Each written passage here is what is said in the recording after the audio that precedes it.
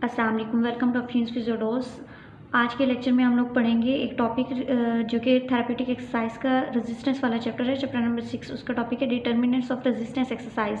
ठीक है, इसमें से कुछ डिटर्मिनेंट्स जैसे अलाइनमेंट, स्टेबलाइजेशन, इंटेंसिटी, वॉल्यूम वगैरह ये मैंने अपनी प्रीवियस वीडियो में डिस्कस किया था। आज जो मैं आप लोगों को पढ़ाऊँगी यहाँ से हम लोग स्टार्ट करेंगे रेस्ट इंटरवल से। ठीक है, 6 हमने पिछले प्रीवियस उसमें वीडियो में पढ़ लिए थे। अब रेस्ट इंटरवल से रेस्ट इंटरवल से हम लोग स्टार्ट करेंगे और हम देखेंगे कि रेस्ट इंटरवल क्या है। ठीक है, तो इसमें जो हमारे पास रेस्ट इंटरवल आता है, यहाँ से हम स्टार्ट कर लेते हैं। हाँ जी, ये है टॉपिक। तो रेस्ट इंटरवल जो है, आप जैसे कि आपको यहाँ पे नज़र आ रहा है रिकवरी पीरियड। ठीक है, अब रिकवरी पीरियड किसको कहते हैं कि कोई भी एक्सरसाइज परफॉर्म कर रहे हैं, ठीक है, अगर वो कंटिन्यूसली परफॉर्म करते रहेंगे, जैसे कि आप घर का काम करते हैं तो कंटिन्यूसली जब एक ही लगातार आप हार्ड वर्क कर रहे हैं, काम करते रहेंगे तो आप फटीग हो जाते हैं, थक जाते हैं और आपके जो हैं बॉडी के पार्ट्स वो जवाब देने स्टार्ट हो जाते हैं और वहाँ पे डैमेज होना स्टार्ट हो जाता है। तो इस चीज़ को प्रिवेंट करने के लिए ऐसी रेजिस्टेंस, क्योंकि वेट उठाया जा रहा है, तो वेट जब बहुत ज़्यादा उठाएंगे, इतना ज़्यादा, और बिल्कुल बीच में गैप नहीं देंगे, रेस्ट नहीं देंगे, तो क्या होगा कि फटीग आएगी। तो उस चीज़ को प्रिवेंट करने के लिए हमें क्या है, allow time for the body to recuperate from the acute effects of exercise. ठीक है, एक्यूट इफेक्ट्स क्या होते हैं कि मसल सोरनेस होने स्टार्ट हो जाती है, हल्का फुल्का पेन और फटीग, इस तरह की फीलिंग्स आने लग जाती हैं। तो इसको कम करने के लिए, ठीक है, क्या है कि हमें कुछ टाइम चाहिए। और टाइम किस तरह है कि जितने हमने पीछे हम लोगों ने इंटरवल्स पढ़े थे, उसमें सेशन पढ़े थे, एक एक्सरसाइज का एक सेशन होता है। ठीक है, एक दिन एक सेशन, फिर एक दिन बाद दूसरा सेशन, इस तरह से। ठीक है, और एक एक्सरसाइज भी हम सेट्स में डिवाइड करते हैं। तो जो एक सेट है या 2 सेट है या 3 सेट है एक्सरसाइज के करवा रहे हैं, तो उनके दरमियान भी हम गैप देते हैं। ठीक है, अब यहाँ पे ये जो लिखा हुआ है ना, डिलेड ऑनसेट मसल सोरनेस, ये अगर आप रेस्ट पीरियड नहीं देते तो ये हो जाती है। ठीक है, तो इसको प्रिवेंट करने के लिए अब आपने क्या कराना है, integration of rest into exercise. और इसमें जो मैंने हाईलाइट किया ना, बस अब इतना कर लें। ठीक है, 3 टाइप की एक्सरसाइज आती हैं, एक हमारे पास लो इंटेंसिटी, एक मॉडरेट और एक हाई इंटेंसिटी की। इंटेंसिटी पर डिपेंड करता है, अगर जितनी ज़्यादा इंटेंसिटी है, लाइक वेट बहुत ज़्यादा उठा रहे हैं, तो रेस्ट भी ज़्यादा चाहिए। ठीक है, अगर वेट कम उठाया जा रहा है, रेस्ट भी कम चाहिए। तो मॉडरेट वाला याद रखें आप, अगर मॉडरेट है ना, मतलब हल्का फुल्का आप वो कर रहे हैं, ज़्यादा ना बहुत ज़्यादा हैवी एक्सरसाइज कर रहे हैं ना बहुत लाइट, तो उसके लिए क्या है, 2 to 3 मिनट्स रेस्ट पीरियड। ठीक है, ईच सेट, एक सेट के बाद आपने क्या करना है, 2 to 3 मिनट्स रेस्ट देना है। ठीक है, अगर इससे ज़्यादा है, हैवी है एक्सरसाइज, तो उसमें 3 मिनट से ज़्यादा देंगे, अगर कम है तो फिर कम देंगे। ठीक है, इतना ही ड्यूरेशन याद रखना है। उसके बाद नेक्स्ट जो है हमारे पास, एक बात यहाँ पे मैंने हाईलाइट किया, ये आप लोग कर लें, 48 hours rest interval between exercise sessions. ठीक है, एक सेशन, एक दिन में एक सेशन हुआ है तो दूसरे दिन दूसरा सेशन होना चाहिए, ये नहीं कि एक ही दिन 2-2 3-3 सेशंस हो रहे हैं। ठीक है, और ये स्पेशली उन लोगों के लिए है जो टिश्यू, इनके ग्राफ्ट ये है यहाँ पे, programme after soft tissue injury. ठीक है, कुछ लोग जो ओल्ड होते हैं, बच्चे होते हैं, ठीक है, या फिर जो इंजरीज़ के साथ आए हैं, ठीक है, उनके लिए मुश्किल होता है कि वो फटीग हो जाते हैं बहुत जल्दी, तो उनके लिए हमें ख्याल रखना पड़ता है। हम डेली बेसिस पर 2-2 3-3 सेशंस नहीं दे सकते, तो ये उसका टाइम पीरियड है। उसके अलावा नेक्स्ट हमारे पास है मोड ऑफ एक्सरसाइज। मोड क्या है, मोड तरीकाकार होता है कि एक्सरसाइज जो करवा रहे हैं हम, रजिस्टेड एक्सरसाइज, उसमें कौन सा हमारा तरीका होगा। ठीक है, इसमें 3 चीज़ों की बात की हुई है। पहली चीज़ है फॉर्म ऑफ एक्सरसाइज, एक्सरसाइज किस शक्ल में दे रहे हैं हम। ठीक है, डायनामिक 2 तरह की होंगी, एक होगी डायनामिक और दूसरी होगी हमारे पास स्टैटिक। ठीक है, आगे मैं इसको डिटेल में बताती हूँ, डायनामिकली, ठीक है, या फिर स्टैटिकली कर सकते हैं। उसके अलावा एक है कि हम वेट बेयरिंग पोजीशन में करवा रहे हैं या नॉन वेट बेयरिंग पोजीशन में करवा रहे हैं। ठीक है, और जो रेजिस्टेंस दे रहे हैं वो मैनुअल दे रहे हैं, ठीक है, हाथ से रेजिस्टेंस दे रहे हैं, या कोई वेट या कोई चीज़ मशीनरी वगैरह के थ्रू मैकेनिकली हम लोग दे रहे हैं। ठीक है, ये अब इसमें टाइप ऑफ मसल वर्क जो 3 चीज़ें थी, उसमें पहली टाइप उन्होंने कहा आइसोमेट्रिक, स्टैटिक, या फिर हमारे पास क्या होता है डायनामिक मसल कॉन्ट्रैक्शन। ठीक है, आइसोमेट्रिक है कि एक मूव नहीं कर रहे बॉडी को, ठीक है, जो जिस पार्ट पे भी करवाई जा रही है उसको मूव नहीं कर रहे, एक ही जगह पे करवाए, जैसे नी आइसोमेट्रिक्स हैं। ठीक है, ये नी के नीचे कुशन रख देते हैं या कोई चीज़ टॉवल प्लेस कर देते हैं और हम कहते हैं कि इसको प्रेस करो। ठीक है, वो वाली एक्सरसाइज। अब इसके बाद है एक हमारे पास कंसेंट्रिक और ईसेंट्रिक वर्क आता है। ठीक है, एक तो स्टैटिक डायनामिक देखते हैं, डायनामिक है जिसमें जॉइंट मूव कर है। अब जो है डायनामिक रेसिस्टिव एक्सरसाइज में भी 2 टाइप के हैं, एक टूवर्ड्स द सेंटर, कंसेंट्रिक, या आप लोगों ने काइनी में भी पढ़ा होगा। फॉर एग्जांपल ये है एक हाथ, और हाथ के ऊपर ना इसने वेट उठाया हुआ, तो वेट को जब टूवर्ड्स द सेंटर लेकर आएगा, जॉइंट की तरफ लेकर आएगा, तो ये कंसेंट्रिक वर्क होगा। अवे फ्रॉम द सेंटर लेके जा रहा है तो ये क्या होगा, कंसेंट्रिक वर्क है। ठीक है, अब इसमें देखते हैं position of exercise weight bearing और नॉन वेट बेयरिंग, ठीक है। अब इसके अंदर आप लोगों को पता होना चाहिए कि पोजीशन, हमने पहली चीज़ पढ़ी मसल की जो है टाइप, कंट्रैक्शन की टाइप कौन सी होती है। फिर हमने दूसरी चीज़ पढ़ी कि किस पोजीशन में कर है। एक वेट बेयरिंग पोजीशन होती है जिसके अंदर यानी कि जो डिस्टल एक्सट्रीमिटी है वो फ्री नहीं होती, ठीक है, वो फ्लोर के साथ कांटेक्ट में होगी, ठीक है, ओपन नहीं होगी। इसमें जो है नॉन वेट बेयरिंग पोजीशन में उसमें अपर और लोअर एक्सट्रीमिटीज में से किसी को भी आप मूव कर सकते हैं। Non weight bearing position is assume and the distal segment move freely during exercise, ठीक है। जैसे कि आप SLR करते हो, स्ट्रेट लेग रेजिंग, ठीक है, उसमें कोई वेट उठा देते हो, एंकल पे वेट लगा देते हो, तो वो क्या है, वो आप लोगों की नॉन वेट बेयरिंग है, उसमें कोई वेट नहीं आ रहा, ठीक है। इसी तरह अगर स्क्वाट करते हैं, ठीक है, बेंच प्रेस वगैरह, तो इसमें क्या है कि आपकी ये होती है क्लोज चेन भी किसको कहते हैं, ठीक है, नॉन वेट बेयरिंग एक्सरसाइज भी कहते हैं। अब नेक्स्ट हमारे पास आती है form of resistance exercise. Form of resistance, sorry, resistance की फॉर्म क्या हो सकती है। रेजिस्टेंस या तो मैनुअल ले सकते हैं, ठीक है, आप थेरेपिस्ट हैंड हो सकता है, या फिर मैकेनिकल रेजिस्टेंस हो सकती है। मैकेनिकल रेजिस्टेंस किसी पुल्ली के थ्रू, बेल्ट के थ्रू, थेराबैंड के थ्रू, ठीक है, या फिर कोई वेट डंबल्स वगैरह दे देते हैं उसके थ्रू। अब जो रेजिस्टेंस है वो या तो कांस्टेंट हो सकती है या वेरिएबल लोड हो सकता है। कांस्टेंट क्या कि आप चेंज नहीं कर रहे, आप 1 kg का वेट दिया, आपने वही रखा हुआ, ठीक है, आप चेंज नहीं कर रहे। वेरिएबल ये है कि आप डिफरेंट सेशंस में डिफरेंट वेट वेरी करते हो, ठीक है, चेंज करते रहते हो।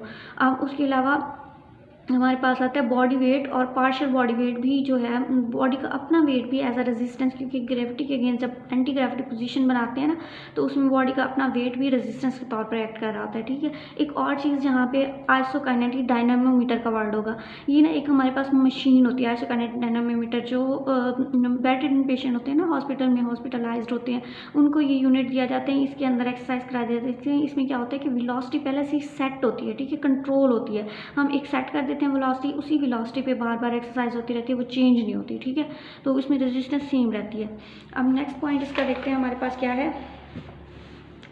ये इसी के अंदर ही हमारे पास फॉर्म ऑफ रेजिस्टेंस एक्सरसाइज में ही है मोड ऑफ रेजिस्टेंस एक्सरसाइज। एक हमारे पास शॉर्ट आर्क होती है, एक फुल आर्क एक्सरसाइज, ठीक है। अगर पूरी लेंथ में, मसल की पूरी लेंथ में मूवमेंट करवा रहे हो फुल है, अगर शॉर्ट करा रहे हो थोड़ा सा पोर्शन मसल का जो है वो करवा रहे हैं, इनकी ये फिंगर है, इसको मैंने पूरा नहीं मूव किया, थोड़ा सा मूव कर रही हूँ, तो ये हमारे पास शॉर्ट आर्क एक्सरसाइज होगी, ठीक है। देन आती है हमारे पास वेलोसिटी।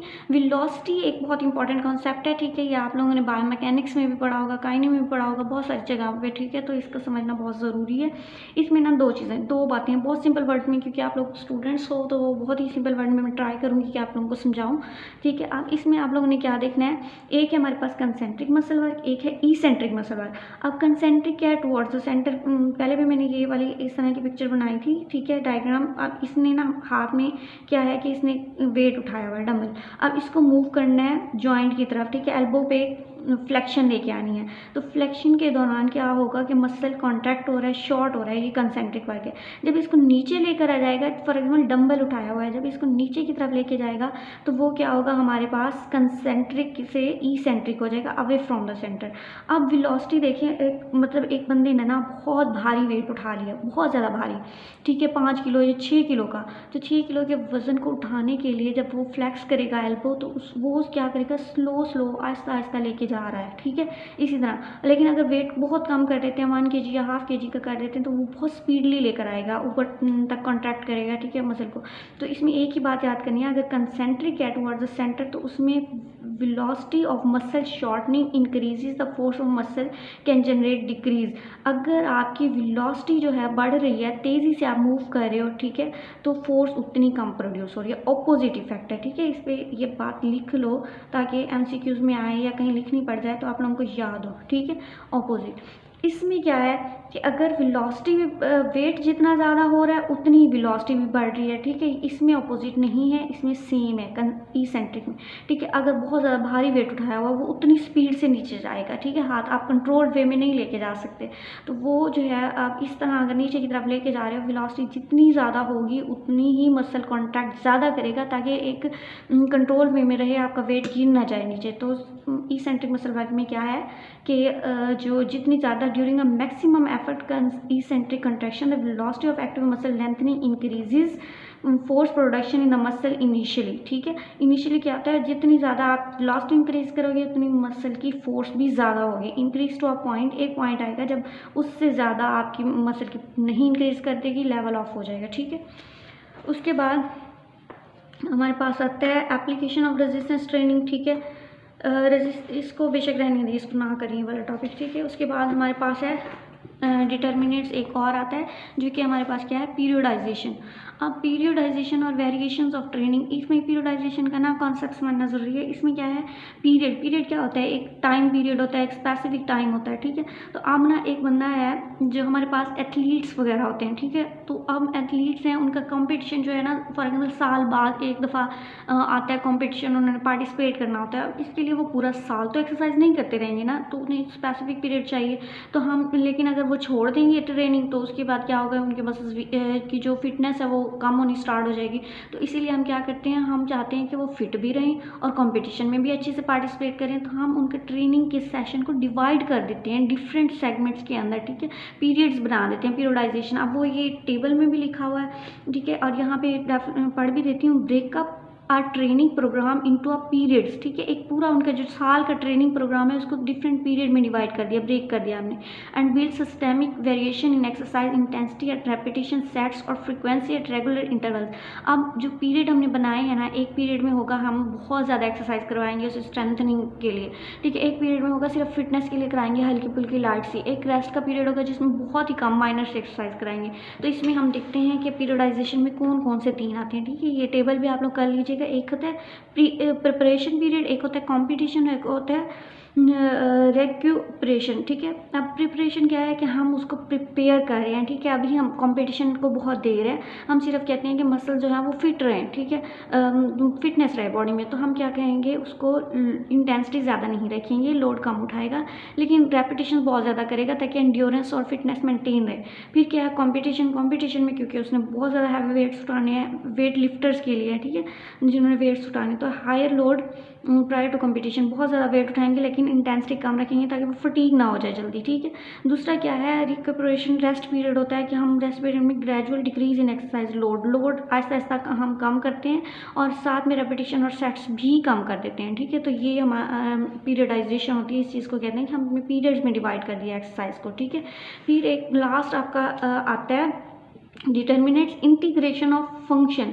इंटीग्रेशन मतलब कोई फंक्शन जब करने लगा है, ठीक है। एक पेशेंट था हमारे पास आया, हमने उसको रेजिस्टेंस ट्रेनिंग दी, उसके मसल स्ट्रेंथन हो गए हैं, अब वो वापस अपने फंक्शन की तरफ जा रहा है, ठीक है। फंक्शन में क्या हो सकता है कि उसने पुलिंग पुशिंग, कुछ उठना बैठना, लिफ्टिंग, कोई हैवी लोड उठाना, इस तरह से मतलब काम करने हैं डेली लिविंग के। तो उसके लिए ना वो कहते हैं 2 चीज़ें होने बहुत ज़रूरी है कि हमारे पास कोई भी परफॉर्म करना है फंक्शनल टास्क, तो उसके पास बैलेंस होना चाहिए, active movement and super imposed stable background of neuromuscular control, ठीक है। एक तो उसके पास एक्टिविटी, वो एक्टिवली अपने मसल्स को मूव करे, अपनी मूवमेंट करे। दूसरा स्टेबल हो, न्यूरोमस्कुलर कंट्रोल हो उसके बाद। इसके लिए क्या ज़रूरी है, इसके लिए ऐसी एक्सरसाइजेज ज़रूरी होती हैं जो टास्क स्पेसिफिक हो। तो आपने एक ही बात इसमें याद रखनी है, ये वाली टास्क स्पेसिफिक, यानी कि pushing, pulling, lifting and holding activities, ये वाली एक्सरसाइज करवाते हैं जो टास्क उसने करना है। फॉर एग्जाम्पल एक फीमेल है जो उसने क्या करना है, हाउस वाइफ है, उसने कुछ भी कोई काम नहीं करना, उसने सिर्फ किचन के काम करने हैं या घर के काम, हाउस होल्डिंग करनी है। तो उसमें उसने चीज़ों को उठाना है, होल्ड करना है, या किसी चीज़ को पुश पुल करना है। तो हम उसको स्पेसिफिक उसी तरीके से कोई एक्सरसाइज दे देंगे, कोई काम दे देंगे टास्क, और उसी में बार बार रेपिटेशंस करवाएंगे ताकि उसकी प्रैक्टिस हो जाए, ठीक है। ये डिटर्मिनेट्स है। नेक्स्ट मैं आप लोगों को बताऊँगी टाइप्स ऑफ रेजिस्टेंस एक्सरसाइज, जो कि वेरी वेरी इंपॉर्टेंट टॉपिक है आपके एग्ज़ाम्स के लिहाज से, ठीक है। और वैसे भी इसका कॉन्सेप्ट जो रेजिस्टेंस एक्सरसाइजेज की टाइप्स है ना, इसका कॉन्सेप्ट होना बहुत ज़रूरी है। आपका आगे 5-6 सालों तक आपको बहुत ज़्यादा काम आता है और उसके बाद भी, ठीक है। तो आज के लिए इतना ही। नेक्स्ट वीडियो के लिए अगर आप टाइप्स ऑफ रेजिस्टेंस एक्सरसाइज की देखना चाहते हैं तो उसके लिए मेरा चैनल सब्सक्राइब कर लें। Thank you so much.